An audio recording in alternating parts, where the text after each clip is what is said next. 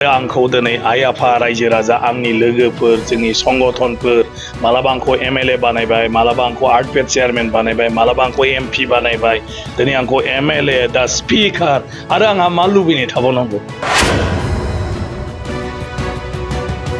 जितु BTC accord बिएलटिसि जादों बिनि गासिबो मावनाय दांनाय जिला दानाय बेखौ आं गाव निजे गावनि आखाइजों मावनो मोनदों गतिके जांख्लाया माने मोनसेयावनो गाखोलांबा जलदब जलदब गोलैनोबो हागौ मालाबा नोङो जांख्लाया गानोबो हागौ ओंखायनो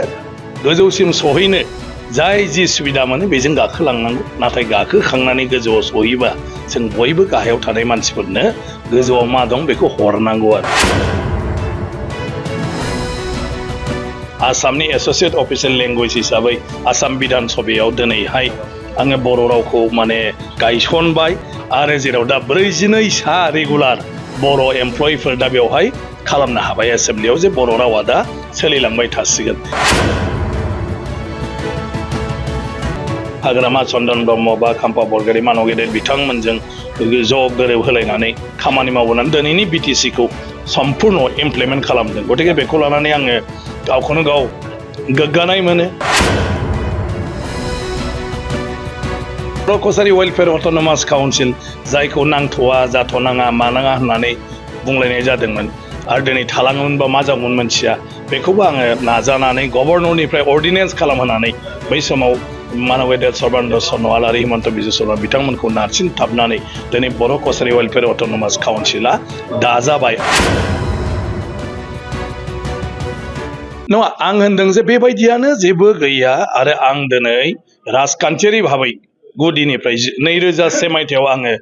एमएलए जानानै जि खामानि मावबाय थादों आं जथेस्थ' सेटिसफेक्सन दं मानो बड' एकर्डआव आं निजे दंमोन जितु बिटिसि एकर्ड बिएलटिसि जादों बिनि गासिबो मावनाय दांनाय जिला दानाय बेखौ आं गाव निजे गावनि आखाइजों मावनो मोनदों बिनि उनाव बड' एकर्डखौ इमप्लिमेन्टेसन जानाय दानि हिमन्त बिश्व शर्मा बिथांजों हाग्रामा चन्दन ब्रह्म बा खाम्फा बरगयारी मानव गेदेर बिथांमोनजों ज' गोरोब होलायनानै खामानि मावबोनानै दिनैनि बिटिसिखौ सम्पूर्ण इमप्लिमेन्ट खालामदों गतिके बेखौ लानानै आङो गावखौनो गाव गोग्गानाय मोनो बिनि उनाव दिनैहाय आङो बाथौ धोरोमनि माने नैथि मंगलबारनि बन्द'खौ बै समाव सर्बानन्द सन'वालखौ आमिनगावनि माबायाव फैनानै घोषणा खालामहोनो खावलायनानै बिथाङा बेखौ खालामना होदों बेखौ आं दिनै मावफुंनो हादों आयेननि बेलायाव आंखौ एमएलए बानायनायनि उनाव स्पिकार होबाय स्पिकार जानानै आसामनि एस'सिएट अफिसियेल लेंगुवेज हिसाबै आसाम बिधान सभायाव दिनैहाय आङो बर' रावखौ माने गायसनबाय आरो जेराव दा 42 सा रेगुलार बर' एमप्लयिफोर दा बेवहाय खालामनो हाबाय एसेम्ब्लियाव जे बर' रावा दा सोलिलांबाय थासिगोन बर' कसारी वेलफेयार अट'नमास काउन्सिल जायखौ नांथ'वा जाथ'नाङा मानाङा होननानै बुंलायनाय जादोंमोन आरो दिनै थालाङोमोनबा मा जागौमोन मोनथिया बेखौबो आङो नाजानानै गभर्नरनिफ्राय अर्डिनेन्स खालामहोनानै बै समाव मानव गेदेर सर्बानन्द सन'वाल आरो हिमन्त बिश्व शर्मा बिथांमोनखौ नारसिनथाबनानै दिनै बर' कसारी वेलफेयार अट'नमास काउन्सिला दाजाबाय आयेनगत भाबै माखासे खामानि दंबावो दा बेबायदि गोबां माने खामानिखौ आङो मावबोनो मोनबाय आरो आंखौ दिनै आइ आफा रायजो राजा आंनि लोगोफोर जोंनि संगठनफोर मालाबा आंखौ एमएलए बानायबाय मालाबा आंखौ आर्टपेड चेयारमेन बानायबाय मालाबा आंखौ एमपि बानायबाय दिनै आंखौ एमएलए दा स्पिकार आरो आंहा मा लुबैनाय थाबावनांगौ गतिके बयबो जानांगौ नाथाय जेरावखि थाया जोङो रायजोनि खामानि मावनांगौ पार्टिजों खोथा गैया पार्टिया मात्र जांख्लाल'